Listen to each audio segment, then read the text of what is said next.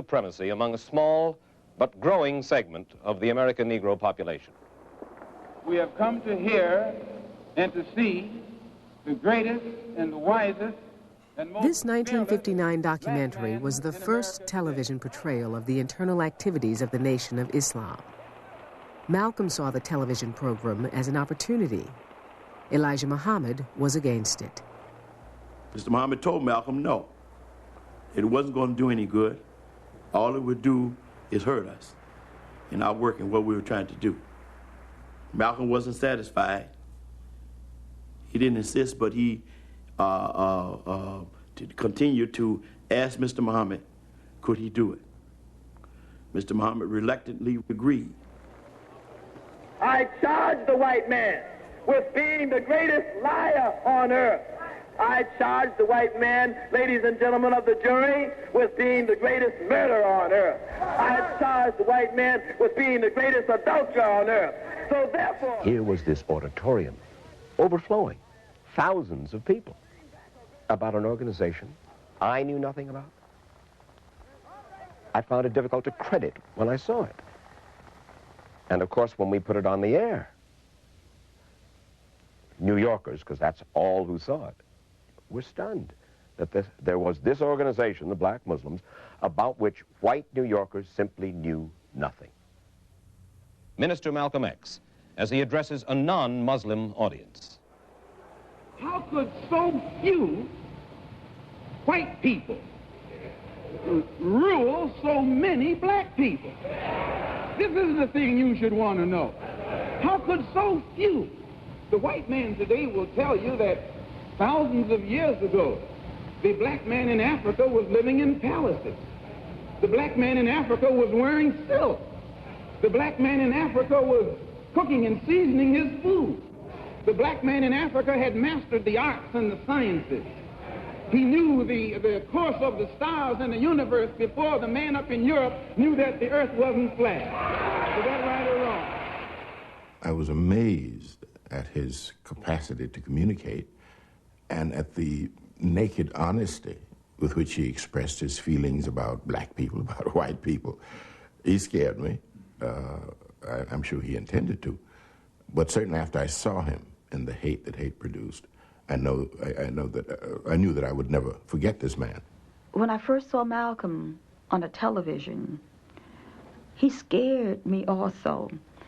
Immediately the family said, turn off that television. That man is saying stuff you ain't supposed to hear. So of course we did. But always, you know when the sun comes in the window and you kind of jump up to get it, to close the blinds or pull down the shade, but before you do that, the sun comes in. Well, before each time we turned the television off, a little sun came in. While the documentary helped bring in new converts, the racial views of the Nation of Islam shocked white America and many in the black community. Preaching of racial hatred and racial advantage and the bigotry involved is a bad thing, whether it's colored or white. Now, for years, the NAACP has been opposed to white extremists preaching hatred of Negro people, and we are equally opposed to Negro extremists preaching against white people simply for the sake of whiteness. Most in the civil rights movement believed that integration was the way to solve America's racial problems. But Malcolm preached that black people were able to solve their own problems without the help of whites. At a time when black Americans began identifying with freedom movements in Africa and Latin America, Malcolm developed alliances with revolutionary leaders from around the world.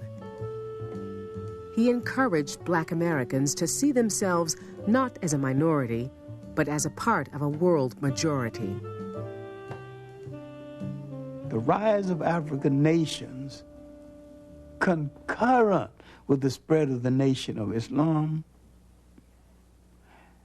and the civil rights movement, gave black America a burst of pride over and above anything they had had since the decline of the movement of Marcus Garvey.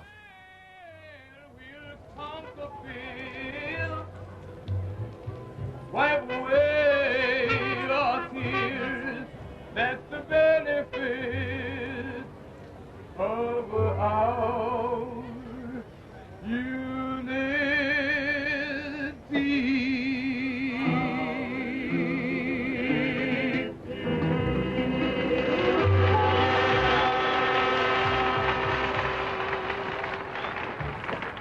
They're passing the basket through the crowd, and I think everybody standing here should put $1 in that basket. Don't you think you should? Sure, these are freedom dollars, brother. We're not asking you to give us some money to make us rich. We put up businesses. The Honorable Elijah Muhammad has set up more businesses than any black man in America. The Nation of Islam, with its interlocking corporations, was now reputed to be the largest black-owned business empire in the United States. The Nation of Islam, during the early 60s, was perhaps enjoying its best days.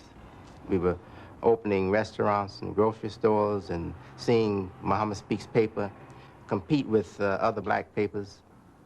We were seeing Malcolm on television kind of frequently. We were proud of him. In our opinion, he was doing an excellent job of representing the Honorable Elijah Muhammad and the Nation of Islam.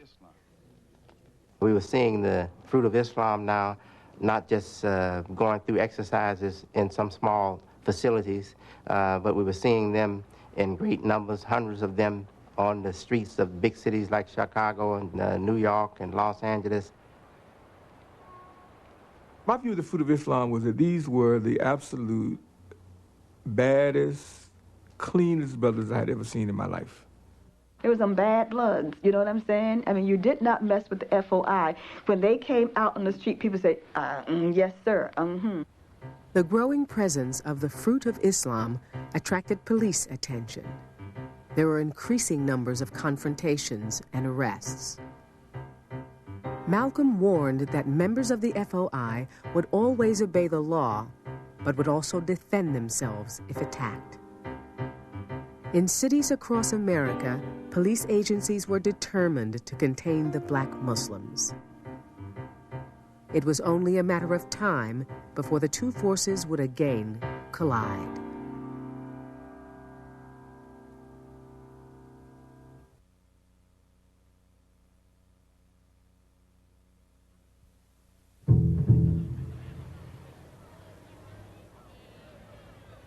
On a spring night in 1962, another confrontation. It began as a stop and search of Muslim men delivering dry cleaning. It ended with a full police assault on the Muslim temple. This time, 8 men were shot, 1 police officer and 7 Muslims. Temple Secretary Ronald Stokes was dead at the scene. I arrived at the mosque in Los Angeles after the shooting took place. And there was great sadness amongst the people. You know. Malcolm was walking back and forth, shaking his head, saying, they're going to pay for it, they're going to pay for it, they're going to pay for it, they're going to pay for it. Anyone breaking our temples, we were to defend the temple with our life. The temple is sacred. And those brothers, they acted on what they were taught. And I'm sure that anyone seeing police break into a church would be outraged. This didn't come as a great surprise to us, the fact that they would resist our police officers and cause trouble, because we have been watching this group for a long time, and I think Chief Parker warned some time ago that we might have trouble with them. The Los Angeles Times reported the incident as a Muslim riot and a wild gunfight. But it was never proven that any of the guns fired belonged to the Muslims.